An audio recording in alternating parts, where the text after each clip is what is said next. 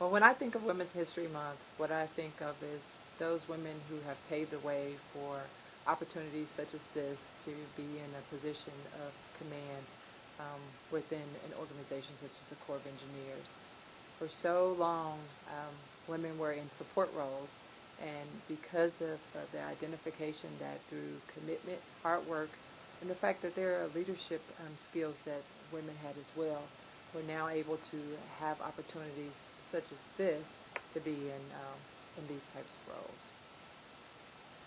And I'd say the same thing as Colonel Gant, that it's really kind of a celebration of those women that have come before and paved the way in order for women like us to be able to get into leadership positions throughout the U.S. government and the Corps of Engineers. Take every opportunity you can to do something beyond your comfort zone. And so for me, I was able to move throughout the organization into different positions, and sometimes it was scary to go into positions that you weren't really familiar with, but it provided an opportunity to just learn and grow from myself. I think that's absolutely true. So many times we hear the stories about when a female is asked for if they would like to be considered for positions where they don't feel like it's the right time.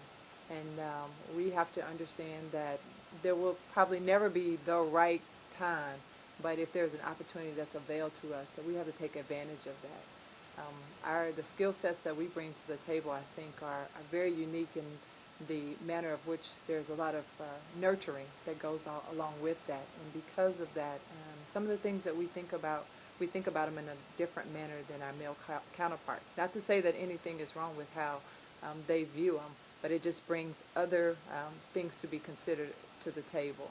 So don't sell yourself short if ever you have an opportunity to be considered for positions, and don't wait for someone to tell you that you should consider those positions.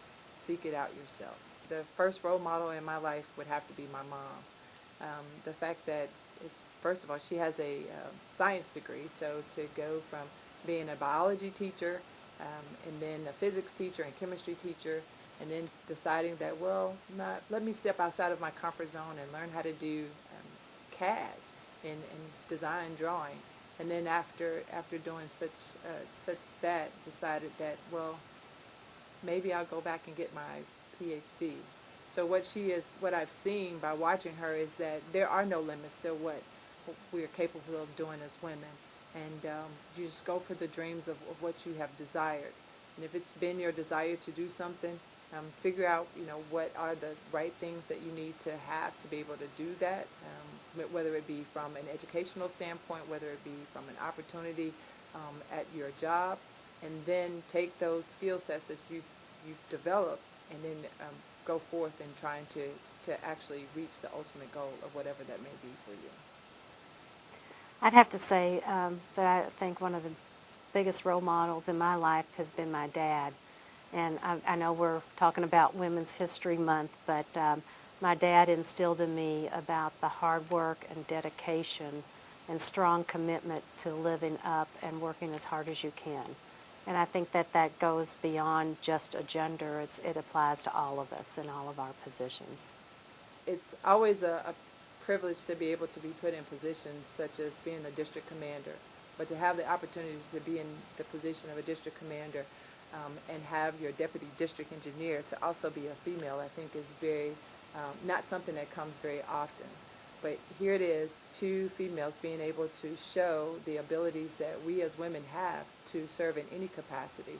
And don't forget, whatever you do, whatever your dream is, don't let anyone limit you in saying that it can't be done.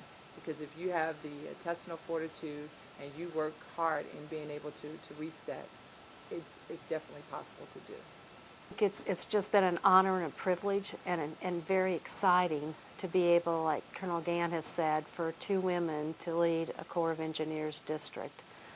It shows that we have been entrusted and that there is confidence in our abilities, again, no matter if we're women or not, to take an organization and do the best we can in leading that through the Corps of Engineers. All right, thank you very much, and we are Louisville proud. Louisville proud.